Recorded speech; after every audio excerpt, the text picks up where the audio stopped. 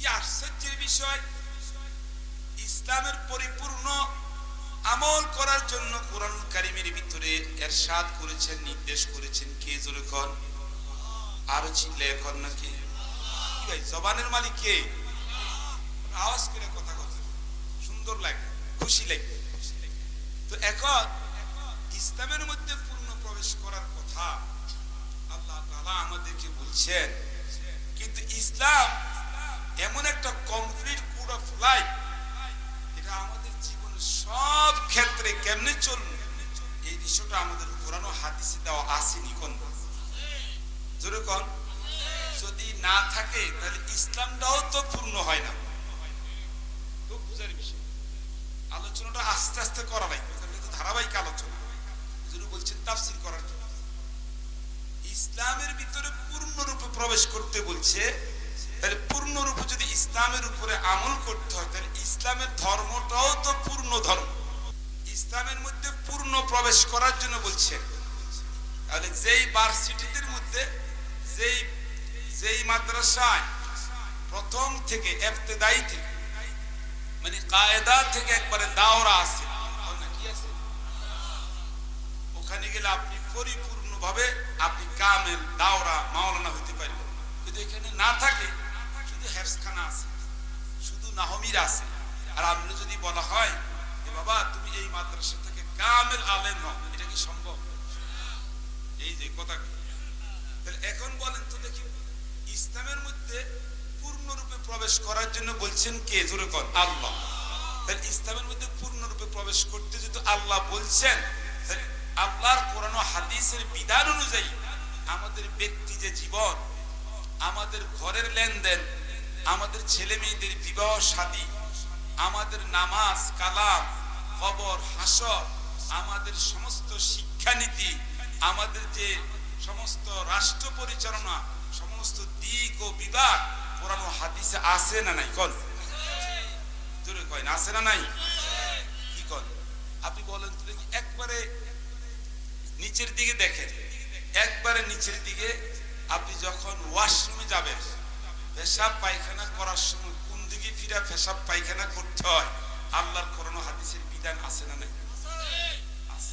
হাদিসে দেখেন কত পরিষ্কার আছে হাদিস। আল্লাহর হাবিব মুহাম্মাদুর রাসূলুল্লাহ মুহাব্বতের সাথে বলেন না সাল্লাল্লাহু, আল্লাহর নবীজি ইরশাদ করেন, লা তাস্তাকবিলুল কিবলাতা বিগাইদিন ওয়ালা বিবাউল। তুমি পেশাব পায়খানা করার সময় ওয়াশরুমে তুমি কিবলার দিকে মুখ হয়েও বসো না, পিছ দিয়েও কি কথা ঠিক কি না? আল্লাহ কেমনে বসতে হয়, কিভাবে বসতে হয়, সব কিছু রান্নাঘর থেকে রাষ্ট্র ভবন পর্যন্ত রাষ্ট্র কেমনে পরিচালনা করতে হবে, আমার ভাইরা খানা কেমনে খাইতে হইবে, বলেন তো দেখি খানা কেমনে খাইতে হয়, আল্লাহ নবীজি সেটা শিখাইছেন না শিখাইছেন? তাহলে রাসূলের সুন্নাত। যেমন দেখেন আপনি হাদিসটা দেখেন, হুজুর সাল্লাল্লাহু আলাইহি সাল্লাম বসে বসে খাইতেছেন, মাথা নিচু না উঁচু? মাথা মাথা হুজুর খাওয়ার সময় মাথাটা নিচু করে খাইতেন না উঁচা করে খাইতেন? নিচু করে খাইতেন। তাহলে আপনি যে কেমনে জানছেন?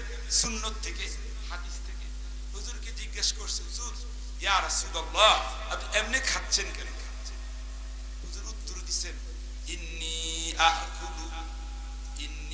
আকুলু কামা ইয়াকুলুল আবিদ।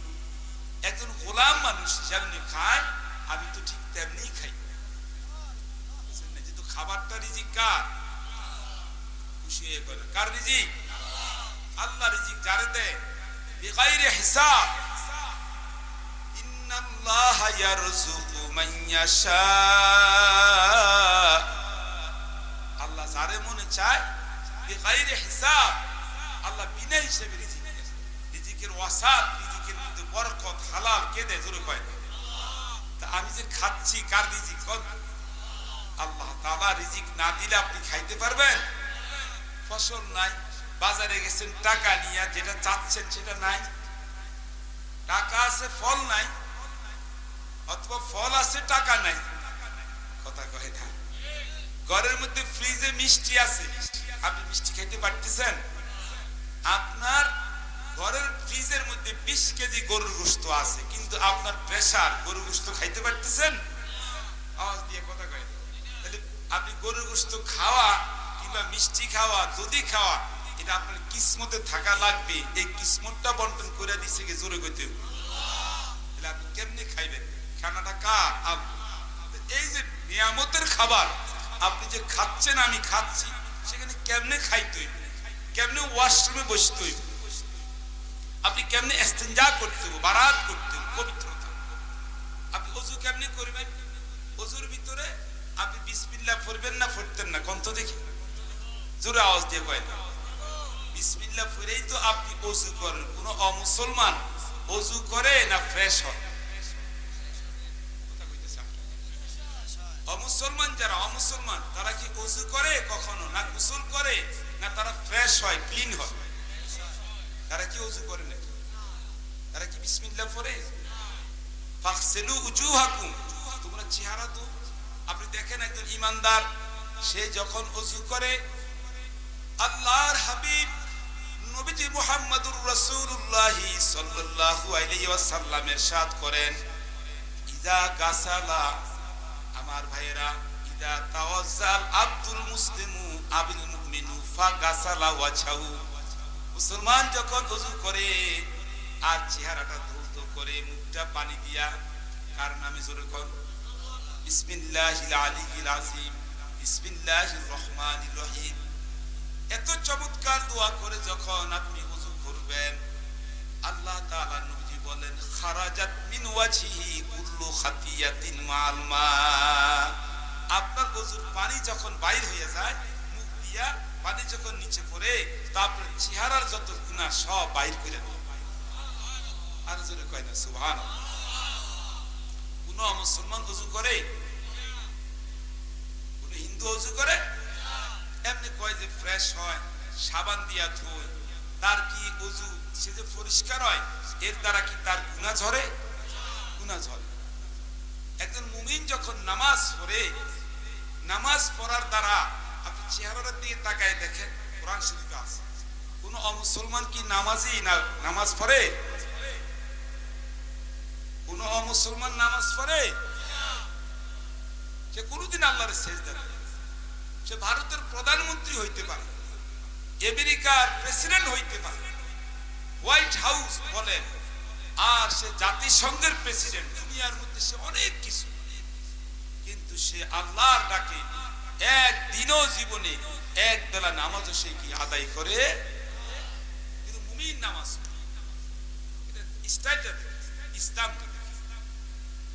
একজন মুমিন হোক চেহারার দিক থেকে তিনি কালো, কিন্তু দেখবেন নামাজি মানুষ, চেহারার দিকে তাকাইবেন, সীমাহুম ফি উজুহিহিম মিন আথারিস সুজুদ, সুবহানাল্লাহ। সেটা নামাজের সেজদা করে, নামাজের কি করে কোন? এই সেজদা, নামাজের সেজদার কারণ তার চেহারার ললাটের মধ্যে আল্লাহর নামাজের জ্যোতি নূর চমকাইতে থাকে। বেলাল হাফসি বলেন, খাব্বাব, জুবাইর, ওমর ফারুক, উসমান গনি, হযরতে আলী, আবু বকর, তারা আল্লাহর নৈকট্য অর্জন করছেন এই সালাত দিয়া, এই নামাজ দিয়া। জোরে বল সুবহানাল্লাহ। दुनिया सदाकत में तेरा नाम रहेगा, सिद्दीक तेरा नाम से इस्लाम रहेगा, दुनिया अदालत में तेरा नाम रहेगा, फारूक तेरा नाम से इस्लाम रहेगा, दुनिया शुजाअत में तेरा नाम रहेगा, हैदर तेरा नाम से इस्लाम रहेगा, दुनिया सखावत में तेरा नाम रहेगा, उस्मान तेरा नाम से इस्लाम रहेगा। सुभानुल्लाह। এই নামাজের জ্যোতি দিয়া হযরতে আলী কাররামাল্লাহু ওয়াজহুকে জোরে কোন। আপনাকে একটু কথা কইতে কষ্ট হয় নাকি? আপনার খুশি লাগে কোন? আপনি খুব বাড়ি বাড়ি ওজনী মানুষ, কিন্তু এখানে হযরতে আলী কাররামাল্লাহু ওয়াজহু দুনিয়ার মধ্যে থাকতেই জান্নাতের সুখবর পেয়ে গেছেন। আল্লাহর হাবিব বলেন, রাসূলুল্লাহ সাল্লাল্লাহু আলাইহি ওয়াসাল্লাম বলেন, আলী গতকাল রাতে মেরাজের রাতে জান্নাত থেকে আসছি, জান্নাত দেখে আসছি আলী। আমি আলীকে বলেন, ও আলী तेरा घर जन्नत में, तेरा घर मेरा घर के सामने है। वाली তোমার ঘরটা জান্নাতে, আমি রাসূলের সামনের বাড়ি। বুঝেননি কথাটা? ওমর, ওমর আমি মেরাজের রাতে জান্নাতের মধ্যে দেখে আসছি। ওমর আমি রাসূলের বাড়িটার এই পাশে, তোমার ঘরটা কত বড় বিশাল জান্নাতে, তোমার ঘরের দরজার সামনে দাঁড়াইছি। তোমার ওমর তোমার জান্নাতের ঘরের মধ্যে হুরেরা গান গাইতেছে। আল্লাহ রাসূল বলতেছেন, চাইছিলাম তোমার জান্নাতের ভিতরে একটু ঢুকতাম, পরে নিয়ে আমার উমর যদি হয়, উমর যদি এই কথা মনে করে, হ্যাঁ আমার জান্নাতের মধ্যে নবীজি ঢুকে আলাইছে আমার অনুমতি ছাড়া, আমার ঘুরে দেখে আলাইছে, এই কথা পরের দিন দুনিয়াতে বলার পর উমর কাঁদতে কাঁদতে জারজার হয়ে গেছে, ইয়া রাসূলুল্লাহ আপনার ব্যাপারেও কি এরকম মনে করবো?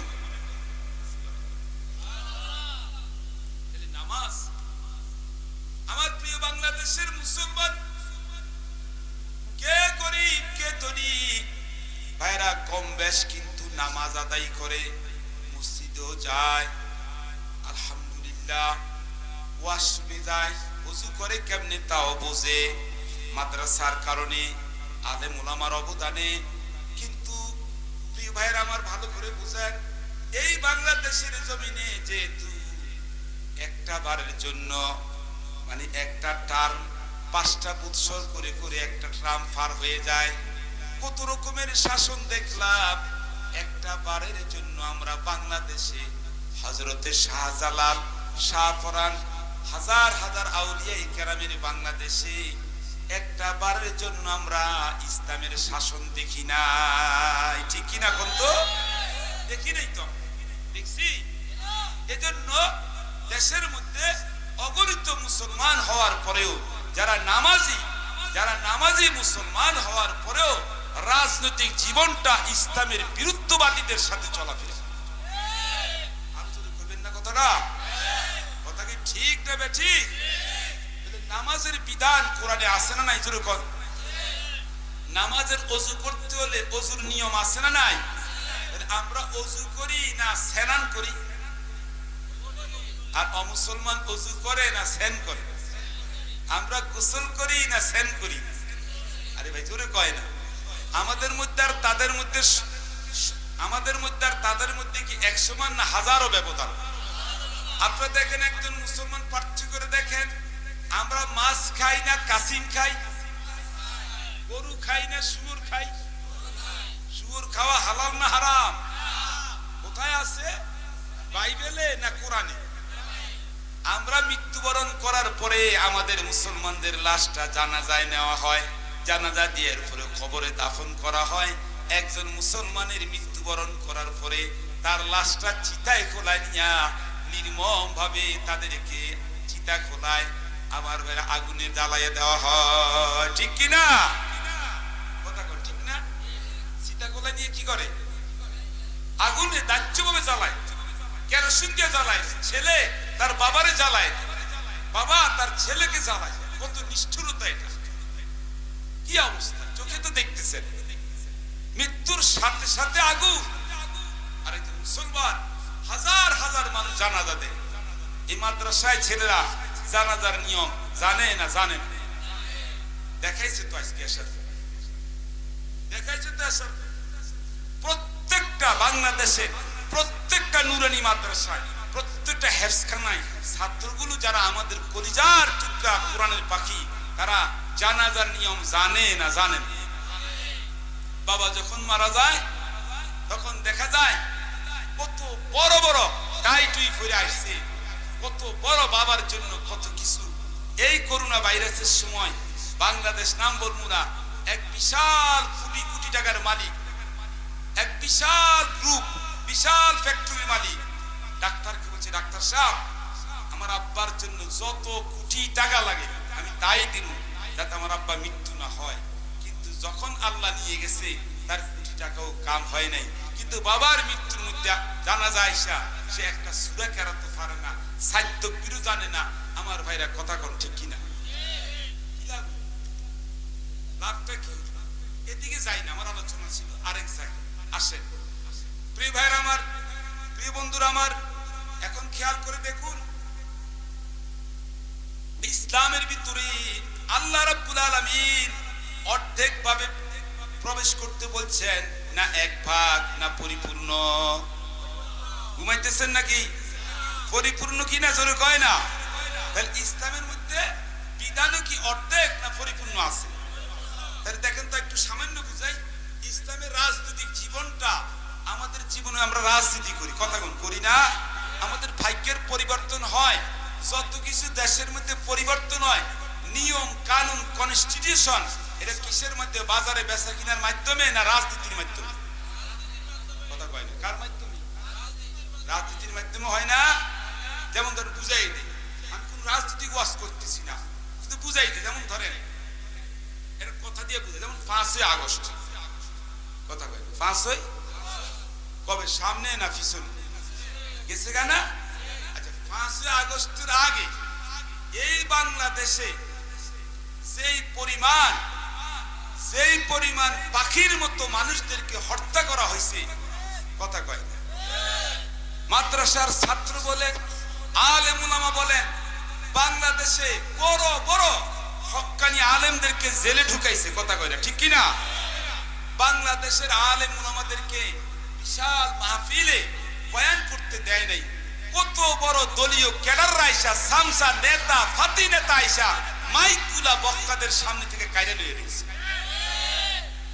বাংলার জমিনে এত বড় বাংলার শাইখুল হাদিস, ইবনে শাইখুল হাদিস, আমার প্রিয়, একই ক্লাসে আমরা একসাথে লেখাপড়া করছি, আল্লামা মামুনুল হক সাহেব, ওনাকে বেইজ্জতি করে ওনার চরিত্র ধ্বংস করার জন্য ওনাকে কতগুলো মামলা দিয়ে নারী কেলেঙ্কারিতে ফেলাইছে।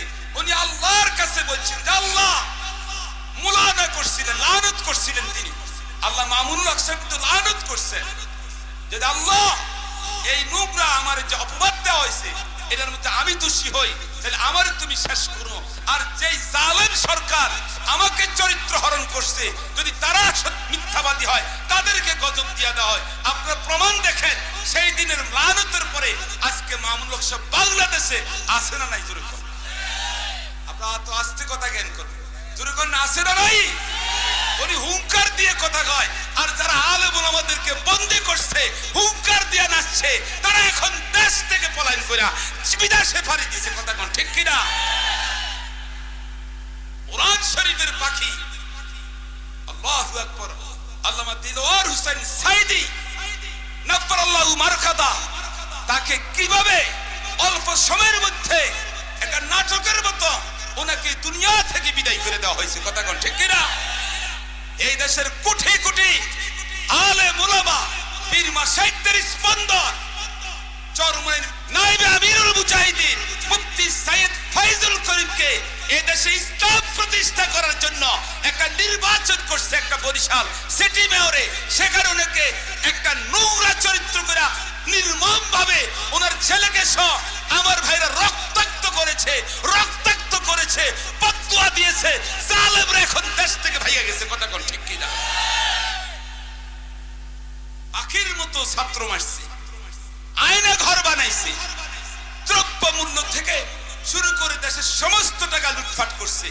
তুই ভাইরা এখনো অনেকের হুঁশ হয় নাই, এখনো আগের জায়গায় বসে রয়েছে, মুছে তাও দে, ওই যে ওটা আইবো, এই করবো সেই করবো, আইলে কি আর যাইলে কি, আইলে কি আর যাইলে কি, মিয়া তোমাকেও পর্যন্ত তো বিপদে ফালাইছে।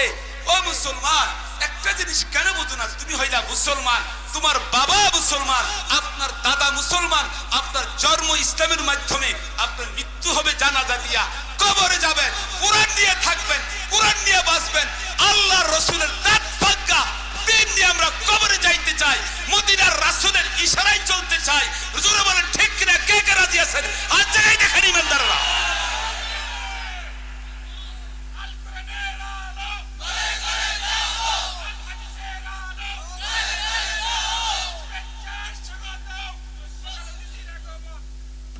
আমার প্রিয় ভাইরা, ইসলামের মধ্যে প্রবেশ করছেন তো নাকি? আরে আওয়াজ দিয়ে কয় না। ইসলামের মধ্যে প্রবেশ করা মুসলমান পরিচয় দিয়া খবরে যাইতে রাজি তো ইনশাআল্লাহ? অর্ধেক মুসলমান না পুরা মুসলমান? আব্দুল্লাহ ইবনে সালাম ইসলামের সমস্ত আহকাম মানছিল না মানে নাই? আলোচনাটা করছিলাম না? আব্দুল্লাহ ইবনে সালাম ইসলামের সব কিছু মানছেন, জুমার দিন ইবাদত করছেন, কিন্তু তিনি আগের তৌরাতের কিতাব অনুযায়ী শনিবারও তিনি ইবাদত করছেন, শনিবারও তিনি আগের বিধান অনুযায়ী কি করছেন? ইবাদত করছেন। আল্লাহ কয় যে না না, ইসলাম যখন কবুল করেই ফেলাইছো, তৌরাত আল্লাহর কিতাব এটা মানো। কোন না, তৌরাত আল্লাহর কিতাব এটা মানবা, কিন্তু তৌরাতের বিধান অনুযায়ী শনিবার দিনকে শুক্রবারের মর্যাদা দেওয়ার কোনো সুযোগ। বুঝে আসছে কথাটা? উটের গোশত খাওয়া হালাল না হারাম? উটের গোশত হালাল না হারাম? হালাল। উটের গোশত হালাল না? তো হযরত ইয়াকুব আলাইহিস সালাম, আগে ইয়াকুব আলাইহিস সালাম ইহুদি বা তৌরাতের ইহুদিদের যে মুরব্বি ইয়াকুব, মানে কি নবী ইয়াকুব আলাইহিস সালাম, উনি ওনার নিজের উপরে মান্যত করে উটের গোশত খাওয়া হারাম করছেন, আল্লাহ সেটা মাইনে নিছে। সেই জন্য ওই ইহুদিরা আগের থেকে ইহুদি থাকাকালীন ওরা উটের গোশত খাইতো। বুঝলেন এই কথাটা? কিন্তু মুসলমানরা ইসলাম ধর্ম আসার পরে বা কোরআন আসার পরে উটের গোশত খাওয়া হালাল করে দিয়েছেন কে? তো আব্দুল্লাহ ইবনে সালাম মাত্র তিনি বলছেন, ইয়া রাসূলুল্লাহ, আমি তো ইসলাম কবুল করছি, সবটাই মানি, গরুর গোশত খান, খাসির গোশত খান, দুম্বার গোশত কম, কিন্তু আমি ওই যে আগের থেকে উটের গোশত খাই না, কারণ তৌরাত কিতাবের অনুসারীরা ইহুদিরা উটের গোশত কি খায় না, উটের গোশত কি মানে, সেজন্য আমি সে অনুযায়ী আমার খাইতে ভালো লাগে না। খাইতো না এটাও কয় না, খাইতো চায় না। আল্লাহ তাআলা বলেন, না আব্দুল্লাহ ইবনে সালাম, এই সুযোগ আর নাই। এখন মুসলমানের ভিতরে তুমি প্রবেশ করছো, শপথ নিছো লা ইলাহা মুহাম্মাদুর, জোরে কয় না মুহাম্মাদুর। এখন কি মুসা কালিমুল্লাহ না ঈসা রূহুল্লাহ, না এখন মুহাম্মাদুর রাসূল? এখন তো শেষ মুহাম্মাদুর রাসূল। ইহাই শানের রিসালা, ইহাই কালেমা, ইহাই রিসালা। আমার ভাইরা, সুতরাং এখন উটের গোশত তুমি খাইবা না, হারাম মনে করিবা, এই সুযোগ নাই। এখন বুঝে থাকলে বলেন, আমরা যারা আজও মুসলমান হইয়া কি হইয়া জোরে কোন, মসজিদও যাই, নামাজও পড়ি, হালাল খাই, হজে যাই, রোজা রাখি, কিন্তু দিন ধর্ম পালন করার ক্ষেত্রে যখন আমরা রাষ্ট্রপতি নির্বাচন করি, আমরা যখন দেশের মন্ত্রী নির্বাচন করি, এমপি নির্বাচন করি, চেয়ারম্যান নির্বাচন করি, মেম্বার নির্বাচন করি, তখন আমরা এটাকে তো সবাই বুঝি এটা রাজনৈতিক জীবন। এটা কি জীবন কোন? বাংলাদেশে আছেন না আফগানিস্তানে আছেন, কথা কোন না খান, এটা কি, এটাকে কি বলেন? এটা কি পারিবারিক জীবন না রাজনৈতিক জীবন? তো রাজনৈতিক জীবনে আমাদের ইসলামের বিধান আছে না নাই? আপনাকে কি বলছে ইসলামে? বেনামাজি, বেরোজগারি, দুর্নীতিবাজ, অসৎ যে ব্যক্তির নামাজের খবর নাই, যে ব্যক্তির জীবনে হালাল নাই, সুদখোর, বেঈমান, যে ব্যক্তি আমার বিদেশি মদ খায়, তার মতো মানুষের আমির বলছে তারে প্রতিনিধি বানাবার জন্য, তারে সংসদে পাঠাবার জন্য, তারে দিয়ে কোরআন আইন হবো, পাশ হবো না কোরআনের বিপক্ষে থাকবে। আপনি কোন বুঝে তারে নির্বাচনে ভোট দিলেন? আপনি কোন কারণে মুসলমান হইয়া, ইমানদার হইয়া, আপনি নামাজি হইয়া এত বড় কাটটা বেনামাজির পিছনে দৌড়াইতেছেন কেন? আপনি ঠেকা কি আপনার? আপনার কবরে আপনি যাইবেন, আমার কবরে আমি যাব, কথা কোন ঠিক কিনা? আল্লাহ তাআলা আপনাকে বলে দিয়েছেন মুসলমান হও বেটা, উদখুলু ফিস সিলমি কাফা। আমার মনে হয় আমি এখন আপনাদেরকে পরিপূর্ণ ইসলাম বুঝাইতে পারতেছি না, মনে হয় আপনি কি বুঝতেছেন নি কথা কোন? আসলামা সিলমে, সিলমে মানে ইসলাম, সিলম মানে কি কোন? ইসলাম মানে একটু এখানে ইসলাম হচ্ছে আমার ভাইরা আল ইতা, ভালো করে শুনুন, কোন দিকে মনে হয় বেশিক্ষণ ওয়াজ করব না। আল ইতা ওয়াল ইনকিয়াদ ওয়াল ইমতিসাল বিআওয়ামিরিল্লাহ ওয়াল ইজতিনাব আম্মা নাহাল্লাহ, এটা হচ্ছে ইসলাম। পরিপূর্ণ সিলিন্ডার করা কার হুকুমের সামনে? আল্লাহ তাআলার হুকুম, কিছু মানবেন কিছু মানবেন না, আফাতুমিনুনা বিবাযিল কিতাব ওয়া তাকফুরুনা বিবায, কিছু মানবেন কিছু অস্বীকার করবেন। ও হুজুররা কত কথাই কয়, বলে কি বলেন অনেক বেশি। ও হুজুরে কইলেই কি আমি হেতারে নামাজি ওলারে বুট দিমু, আমি কয় বুটিটা হসা দেয়, বুটিটা কি কথা কয় না, বুটিটা কি এরকম কথা অনেকে বলে না, বলে না। আপনি বুট ফসবো কেমনে, আপনি কেমনে বুঝছেন বুট ফসে? মনে করেন আমি আপনাদেরকে একটা উদাহরণ দিয়ে বুঝি, বুটের মাধ্যমে যদি দেশে ইসলামী শাসন কায়েম করার কিছুটা যদি সম্ভাবনা থাকে, হ্যাঁ, জিহাদ ছাড়া পরিপূর্ণ ইসলাম কায়েম করা সম্ভব, জোরে কোন সম্ভব, এটা আমরাও জানি। কিন্তু নির্বাচনের পদ্ধতিতে ইসলামের মাধ্যমে মানুষের একটা জনগণের মেন্টেট, জনগণের একটু মানে ইচ্ছাটাকে এদিকে একটু প্রতিফলিত করা যায়। যে কোনো একজন রিক্সাওয়ালা, যে কোনো একজন ড্রাইভার, যে কোনো একজন ভ্যান গাড়িওয়ালা, একজন বাদাম বিক্রি করে, তার কাছে তো আর ইসলামের দাওয়াত নিয়ে এমনি যাওয়া যায়ও না, মানুষের সুযোগও হয় না। একটা নির্বাচনের ক্ষেত্রে যদি কেউ নির্বাচনিক ভাবেও ইসলামের কথা বলে, আস্তে আস্তে জনমত তৈরি করার জন্য এটা একটা কাজে লাগে না, লাগে না, লাগে কি লাগে না, কাজে তো লাগে, এটা একটা কাজে লাগে। এই মিয়া কি করতেছি, কাজে লাগে। এখন আসেন কথা বুঝেন, যারা রাষ্ট্র পরিচালনা করবে, রাষ্ট্র রাজনীতি করবে, তারা কি নামাজি হইবে না বেনামাজি? আচ্ছা, রাষ্ট্র পরিচালনা করা, দেশটা যদি সুন্দর সুলতানে আদেল হয়, ইমামে আদেল হয়, ন্যায় পরায়ণ শাসক, কোন ন্যায় পরায়ণ কি, আওয়াজ দিয়ে কথা কোন ন্যায় পরায়ণ, আপনি বলেন তো, ইমামে আদেল ন্যায় পরায়ণ শাসকের জায়গা কালকে রোজ কিয়ামতের ময়দানে আল্লাহ তাআলা ইযিল্লুহুমুল্লাহ, নবীজি আমার বলেন ইয়াউমা লা জিল্লা ইল্লা জিল্লাহ, কাল রোজ কিয়ামতের ময়দানে সেখানে আল্লাহ তাআলা আরশের ছায়ার নিচে ঠাই দিবেন সাবাতুন, 7 শ্রেণীর মানুষকে। কয় শ্রেণীর মানুষ, জোরে কইতে হইব কয় শ্রেণী? এর মধ্যে এক নাম্বার হলো ইমামে আদেল, সুলতানে নাসির, ন্যায় পরায়ণ শাসককে আল্লাহ তাআলা এক নম্বরে রাখছেন। হাদিস শরীফ খুলে দেখেন, আল্লাহ তাআলার আরশের নিচে ন্যায় পরায়ণ শাসকদেরকে আল্লাহ ঠাই করে দিবে। সুবহানাল্লাহ। এখন আমার বুট ফসা গেল কেমনে? আমরা ভাইরা এই যে মনে করেন বাংলাদেশে যদি মনে করেন 5 কোটি মানুষ যদি ইসলামের পক্ষে ভোট দেয়, মনে করেন আস্তে আস্তে আগান, এবার হলো মনে করেন 5 কোটি, পরের বার হবে 10 কোটি, হইতে পারে কি পারে না? জোরে কয়টা পারে কি পারে না? অল বিশ্বের মধ্যে একটা রেকর্ড হয় যে বাংলাদেশের মুসলমানরা ইসলাম চায় না, চায় না। হিসাবটা কোন জায়গায়, বুঝেন না কথাটা? এটা জোরে কোন হিসাব কোন জায়গায়, বুঝছেন কিনা কথা কয়? আপনার চেষ্টা করা দরকার, আপনার সমর্থনটা, ও ভাইরা, ইসলামকে প্রতিষ্ঠা করার জন্য আপনার একটা যে সমর্থন, আপনি একটা নির্বাচন, একটা নেতা, এরপরে জিহাদ আসবে, সেখানেও জনগণের সমর্থন লাগবে না, লাগবে না? আজকে আফগানিস্তানের ভিতরে ইসলামী শাসন না অনিসলামিক শাসন, আওয়াজ দিয়ে কথা কয় না।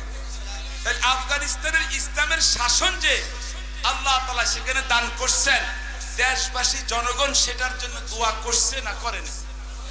আল্লাহ রাসূলের প্রিয় সাহাবা আবু বকর, ওমর, উসমানী গনি, হযরতে আলী, ওনারা কি ইসলামী শাসন চালাইছেন না অনিসলামিক শাসন চালাইছেন? কি বলেন আপনারা? বলেন ইমামে হোসেন রাদিয়াল্লাহু তাআলা আনহুর সাথে ইমামে হোসেন রাদিয়াল্লাহু তাআলা আনহু কোন ময়দানে শহীদ হয়েছে? আরো জোরে কয় না? আল হাসানি ওয়াল হুসাইনি আল মাইজবান্ডারি, কত কিছু কয় না? ইমাম হাসান হুসাইন ওনারা শুধু ঢোল তবলার জন্য নিয়ে দেশ পৃথিবীতে রক্ত দিয়ে গেছে।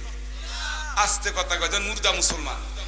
ইমাম হাসান হুসাইন এই পৃথিবীতে কারবালার ময়দানে ঢোল তবলা, নারিন্দা, সারিন্দা, বেহালা, বেহুলা, এগুলোর জন্য, এগুলা প্রতিষ্ঠা করার জন্য কারবালার জমিনে রক্ত দিছে নাকি?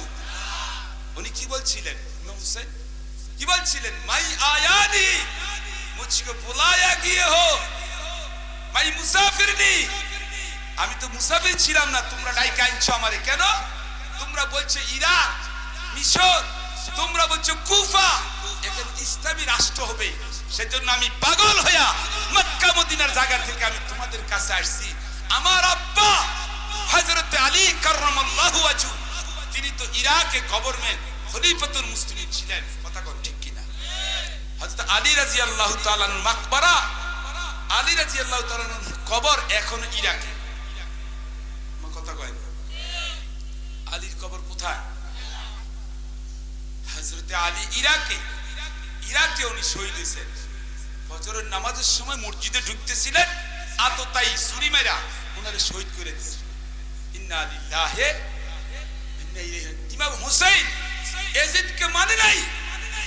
ইয়াজিদের সাথে ইমাম হুসাইনের কোনো ব্যক্তিগত শত্রুতা না রাষ্ট্রীয় শত্রুতা, এটাই তো ইসলাম। আপনি কেন এটা বুঝবেন না? পরিষ্কার কথা, আপনি কেন বুঝবেন? আপনি কি ইমাম হুসাইনের পক্ষে না বিপক্ষে? ইমানদারের সাথে কথা বলেন। ইমাম হুসাইনের বিপক্ষে যাইয়া জান্নাতে যাওয়া যাবে?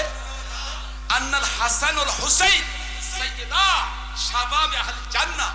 হাসান হুসাইন তো জান্নাতের সকল যুবকদের সর্দার। জান্নাতে যাইতে মন চায়? এ মুর্দা আওয়াজ।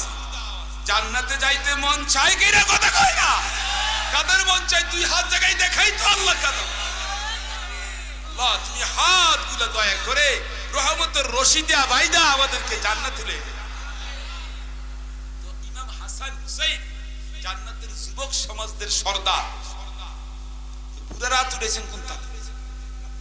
হ্যাঁ, কোন সুখে আমরা হাত উঠেলেন?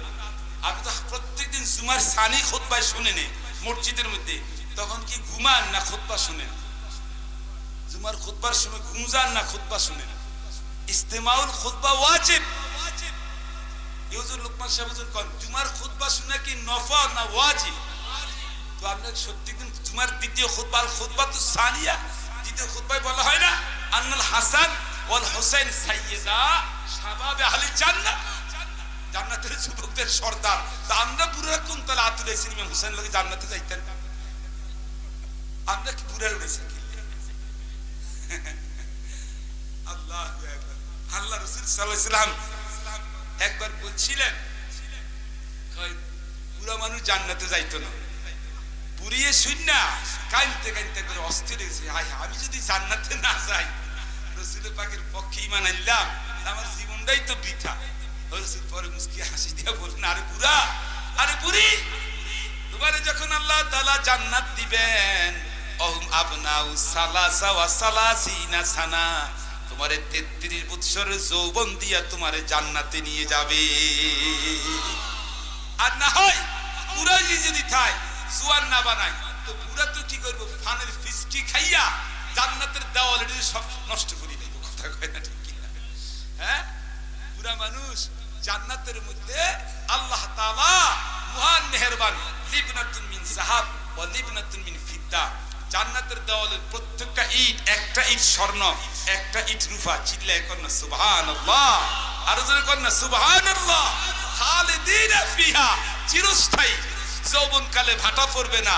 লা ইয়াবলা শাবাবুহুম ওয়ালা ইয়াবলা সিয়াবুহুম, কাপড় পুরান হবে না। যেই কাপড়, কত রঙের গান, কত রঙের সঙ্গীত। দাড়ি, এই যে দুনিয়াতে যারা দাড়ি রাখছে, এখানে দাড়িও থাকবে না। নাকে সর্দি নাই, কাশ নাই, থুতু নাই। যা খাইবে সব গুণ কারিহিল মেসকে, মেসকের সুগন্ধির মতো একটা ঢেকুর আসবে। যা খাইবে জান্নাতের নিয়ামত, ঢেকুরের সাথে খুশবু, সুগন্ধি ঢেকুরের সব হজম হয়ে যাবে। শান্ত জান্নাতে যাইতে শান্ত। তাই আল্লাহ তাআলা বলছেন, ওয়ালা তামুতুন্না ইল্লা ওয়া আনতুম মুসলিমুন। সাবধান, মুসলমান না হইয়া কিন্তু কবরে আইসো না। তাহলে এখন ভাইয়েরা আমার, মুসলমান হওয়ার জন্য অর্ধেক হইতে চাই না পুরা হইতে চাই? মুসলমান মানে বলছিলাম আত্মসমর্পণ করা। কার হুকুমের সামনে? আমাদের আব্বা, তাম পৃথিবীর মুসলমানদের যে আব্বা,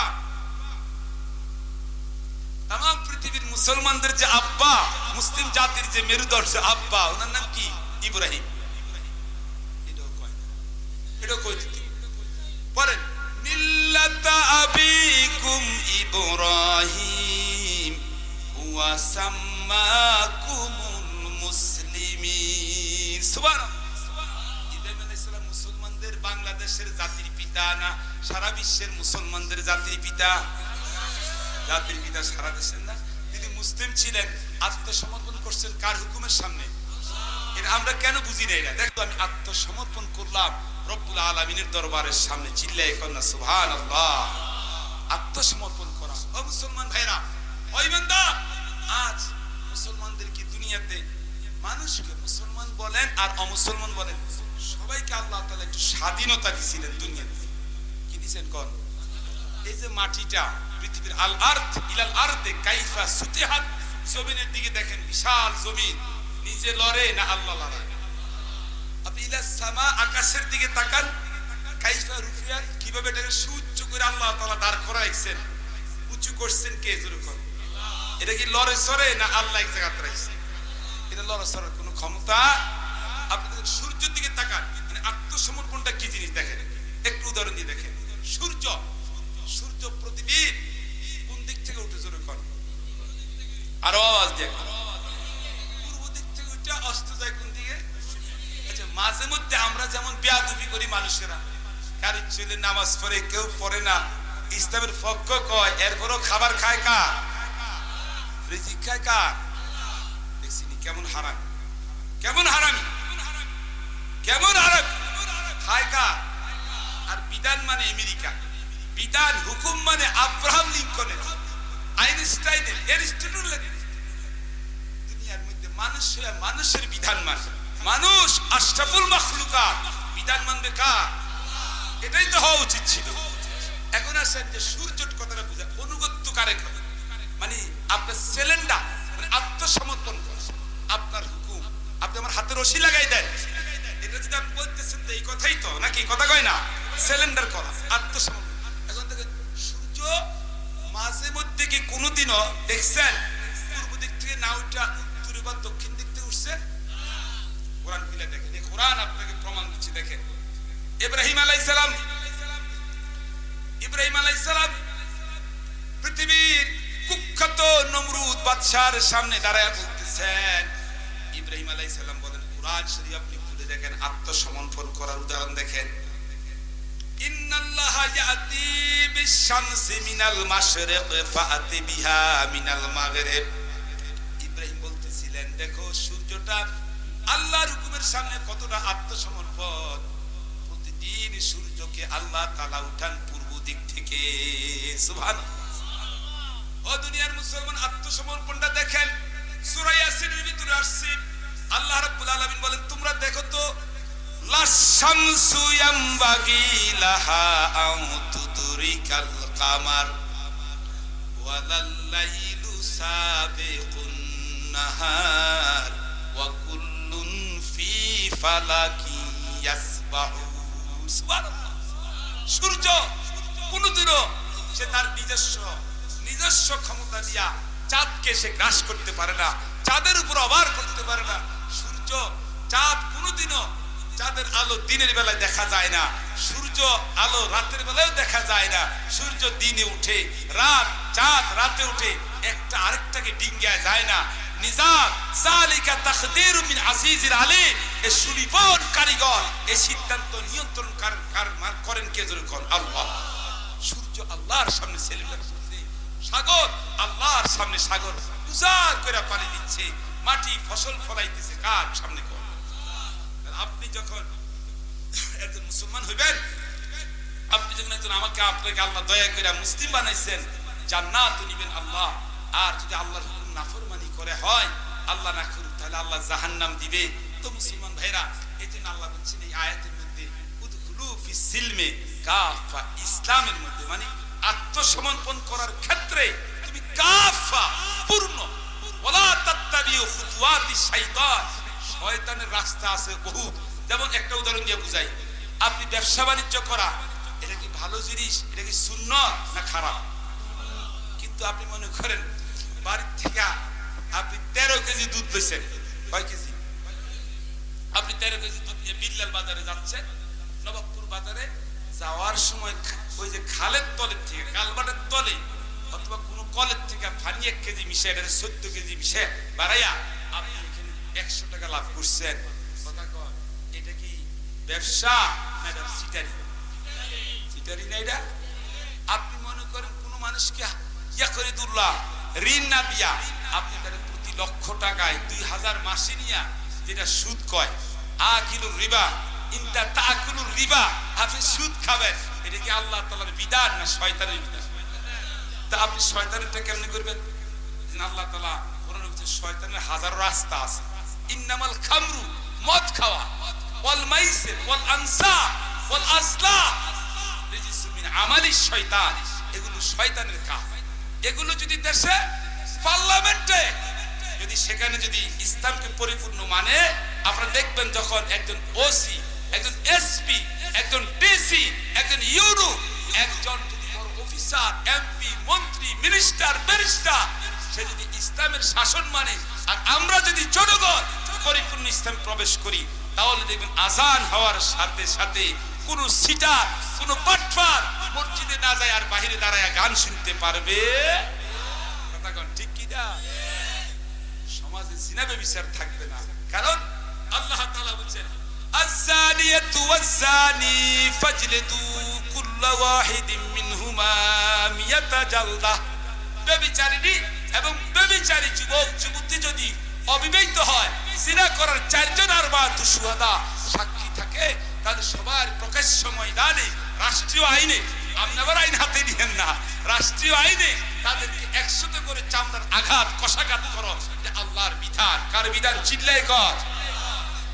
এই বিধানটা এত কোটি মুসলমানের বাংলাদেশে, এত মাদ্রাসার বাংলাদেশে, এত হাজির বাংলাদেশে, এত গাজীর বাংলাদেশে, এত হাফেজের বাংলাদেশে, এত মুহাদ্দিস, এত মুফতি, এত মুফাসসির, এত ওয়াজ, এত মাহফিল, একটা বার যদি আমরা চাই আল্লাহর কাছে বলি, আল্লাহ তুমি আমার প্রিয় বাংলাদেশে একবারের জন্য হইলেও ইসলামী শাসন দান করো, জোরে কইতে বলি। চাই তো না? চাই না?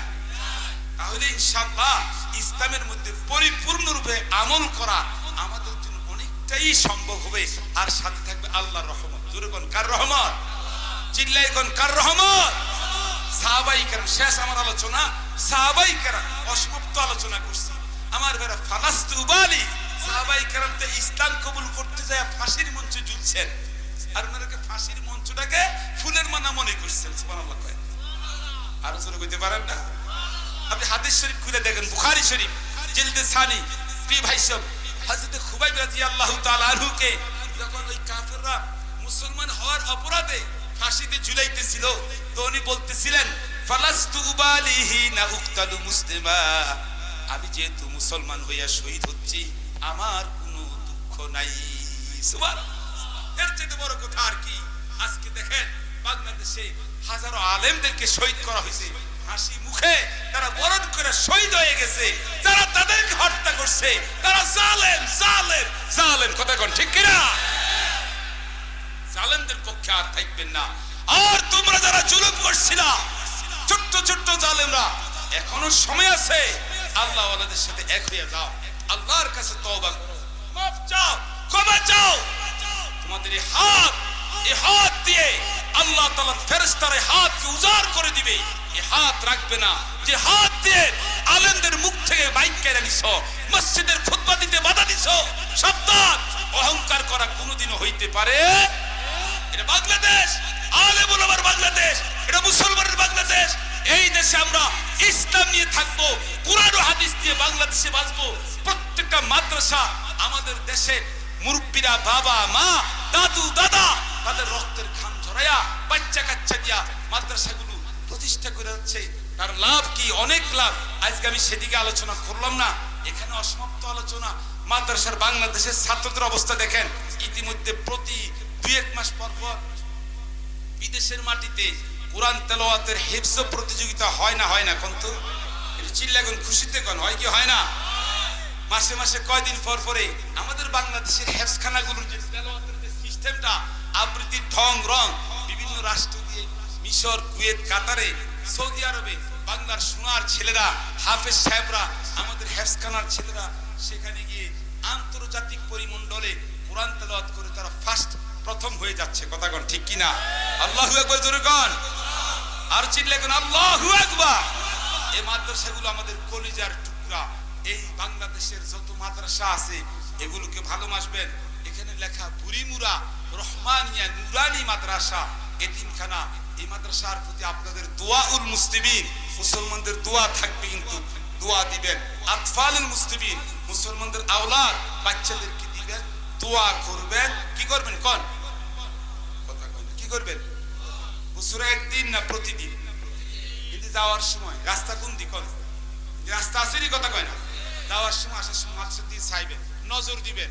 ওই লেখা এটা মাদ্রাসা নুরানি রহমানিয়া বুড়িমুরা সায়াকুবুল আল্লাহ, এই দেন সায়াকুবুল আল্লাহ, এই মাদ্রাসাটাকে তুমি কামিয়াবি করো।